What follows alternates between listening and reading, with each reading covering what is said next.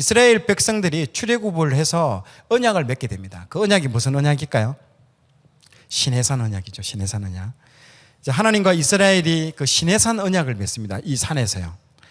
그 언약은요, 여러분, 결혼 언약입니다. 결혼 언약. 일반적으로 우리 새끼손가락 걸고 약속의 차원이 아니고 검은 머리 팥뿌리 들 때까지 우리가 살자라는 이 결혼 언약입니다. 그러니까 하나님이 이때 이스라엘과 그의 백성과 결혼을 하셨다라는 겁니다.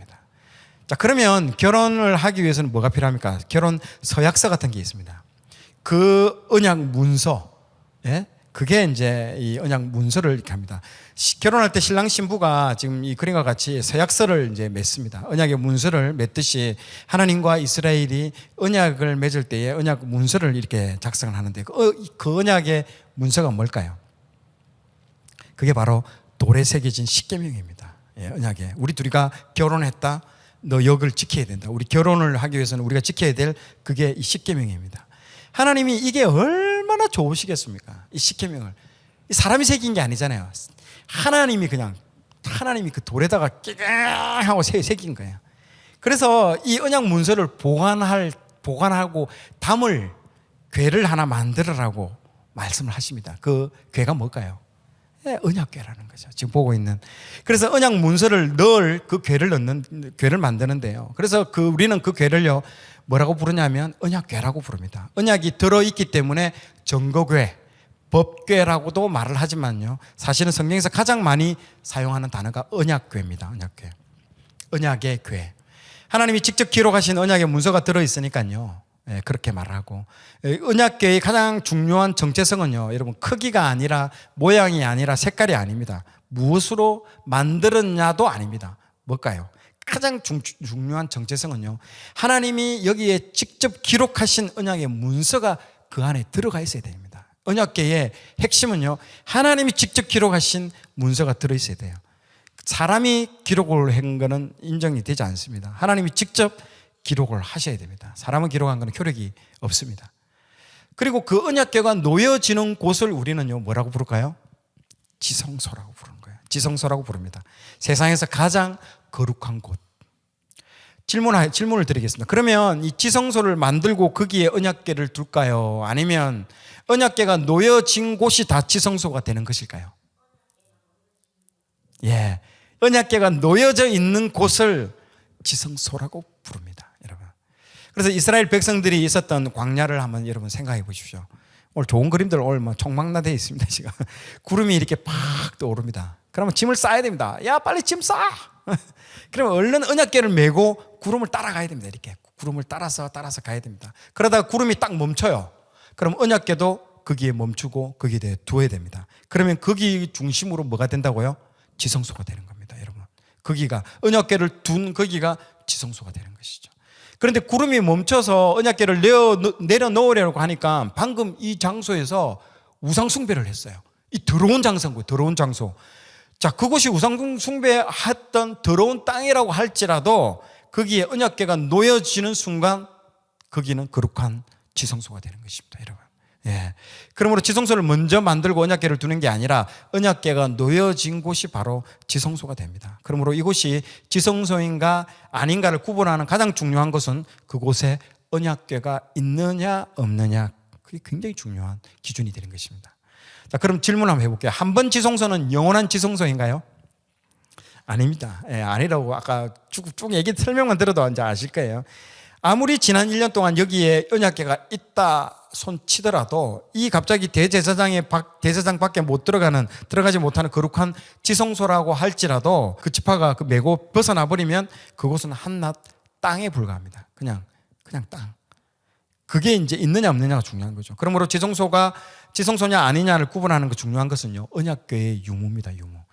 자, 그 언약궤를 보시면요, 네모 상자인데 그 위에 날개에 달린 그룹이 있습니다. 이것을 이제 그룹이라고 얘기를 합니다.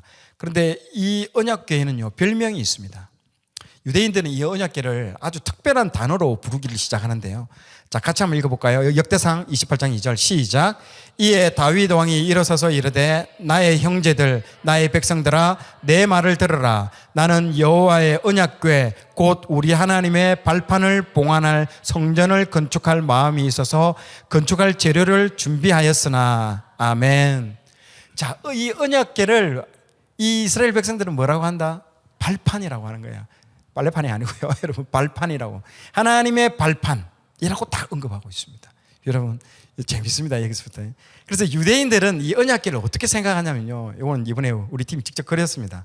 하나님의 엉덩이가요, 이 두 그룹 날개를요, 깔고 앉아 있습니다. 이 두 그룹 날개가 방석이라고 여러분 생각하시면 됩니다. 하나님이 깔고 앉아 있고, 발판은요, 하나님의 다리가 저 밑에 있는 이 밑에 여기 이 부분, 요 밑에 이 부분을 이제 유대인들은 뭐라고 부르냐면요, 여호와의 발등상이라고 부르고 있습니다. 자, 언약궤 위에 있는 이 천사를요, 그룹이라고 하고, 이사야서에는 뭐라고 할까요? 스랍이라고 합니다. 스랍. 예. 그리고 누가복음이나 이런 마태복음에 나오는 천사는요, 가브리엘. 천사의 이름들을 다양한 이름으로 이제 부르고 있습니다.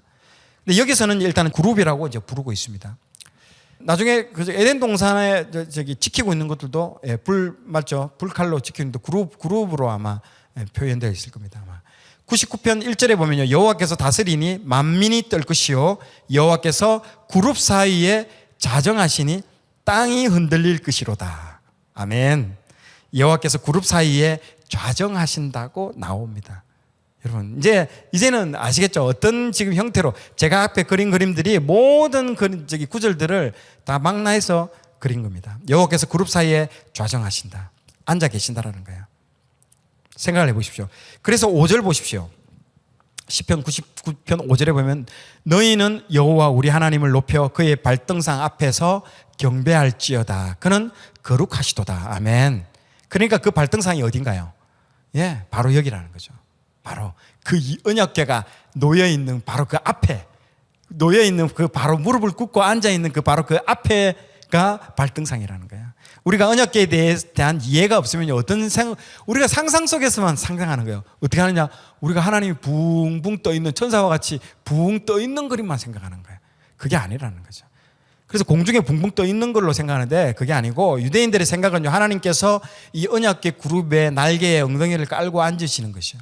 그래서 그 언약궤를 부르는 유대인들만의 별명은요, 하나 여호와의 보좌라는 것입니다. 문제는 이스라엘 사람들은 여호와라는 이름을 부를 수 없기 때문에 절대로 하나님의 이름을 여러분 못 부릅니다. 그래서 하나님의 이름을 대신해서 다른 단어를 씁니다. 그게 뭐라고요? 은혜, 헤세드라는 단어를 씁니다. 헤세드, 그게 바로 은혜라는 뜻입니다. 은혜. 그러므로 히브리서 4장에서 말하는 은혜의 보좌란 어디를 의미하시는지 이제는 여러분 아시겠죠? 언약궤를 의미하는 것입니다. 언약궤. 그래서 언약궤에 대한 이해가 없으면요, 히브리서는 절대 풀 수 없습니다. 미스테리입니다. 그래서 유대인들이 이 언약궤를 만들 때는요, 그 두 그룹 날개가 일직선상이 되어 있어요. 근데 미국이나 딴 데서 만든 거 보면요, 이 언약궤 이게 위로 올라가 있습니다. 절대 아이고, 상상만 해도 끔찍하네. 이 언약 일직선상이 딱 되어 있을 때 이게 정확합니다. 그게 왜냐하면 하나님이 여기에 그러니까 이런 개념을 모르기 때문에 이상한 그림을 그리는 거예요. 정확하게 이렇게 그렸습니다. 여러분, 그 인디애나 존스에도 보면 딱 이렇게 되어 있습니다. 일직선으로 되어 있습니다. 유태인이거든요. 그 스티브 누굽니까? 스필버거. 유태인이에요, 그 사람이. 딱 그대로 일직선하고 개념이 되어 있습니다. 꼭 기억하십시오. 유대인들은 언약궤를 법궤, 정거궤, 언약궤라고도 부르지만요, 더 많이 성경에서 언급되는 것은요, 여호와의 발등상, 여호와의 보좌, 여호와의 발판이라고 이렇게 부릅니다. 그러므로 히브리서 4장 16절에서 말하는 우리가 때를 따라 돕는 은혜를 얻기 위하여 은혜의 보좌 앞으로 나아가자 이렇게 할 때는요, 그 은혜의 보좌는요, 언약궤를 의미하는 것입니다. 그러면 은혜의 보좌는 어디에 있을까요? 예, 지성소에 있는데, 근데 문제는 이 언약궤가요, 주전 586년 예루살렘 성과 성전이 무너졌을 때에 사라져버립니다. 사라져버렸어요. 그러니까 그 언약궤가 지금 도대체 어디 있냐는 거죠. 히브리서에는 그 언약궤로, 그 은혜의 보좌로, 즉 언약궤로 나아가자고 하는데 언약궤가 어디 있냐는 거죠. 사라졌다라는 거죠. 그리고 지금도 막 찾고 있죠, 이 사람들이. 인디애나 존스 영화 보면 성경 고고학자들이 가장 그 버킷리스트 1위 이 언약궤입니다. 어디가 있을까? 예, 인디애나 존스 이 영화로 대히트 쳤잖아요. 해리슨 포드가 지금도 전 세계를 돌며 찾고 있습니다. 그러니까 이 언약궤는 이때 사라졌습니다. 그래서 아직까지 못 찾았어요. 그런데 히브리서에서 말하는 것은 뭐냐면요, 때를 따라 덮는 은혜를 받기 위해서 언약궤, 그 은혜의 보좌 앞으로 나아가자는 건데 언약궤가 없어졌는데, 그러니까 히브리서가 어려운 거예요. 히브리서가 어저께 나가죠. 나는 지금 돌에 맞아 죽고 있고, 나는 지금 사자의 밥이 되고 있고, 나는 지금 카타콤에 들어가 있는데 언약궤로 나오라고 하는데 어디로 나가는 말입니까? 어디로? 도대체 그 언약궤가 어디 있냐는 거죠. 감옥에 있는데, 산속에 있는데, 사자에 물려 죽고 불에 타서 죽고 있는 이 상황 가운데 도대체 언약궤가 어디 있냐고 계속 언약궤로 나오라고 하는데 어디로 가냐는 거죠. 이게 여러분 히브리서를 푸는 묘미입니다. 이게. 자, 오늘 내용이 좋았다면 좋아요, 구독 부탁드리겠습니다. 좋아요, 구독, 알림 설정은 콘텐츠 제작에 큰 힘이 됩니다.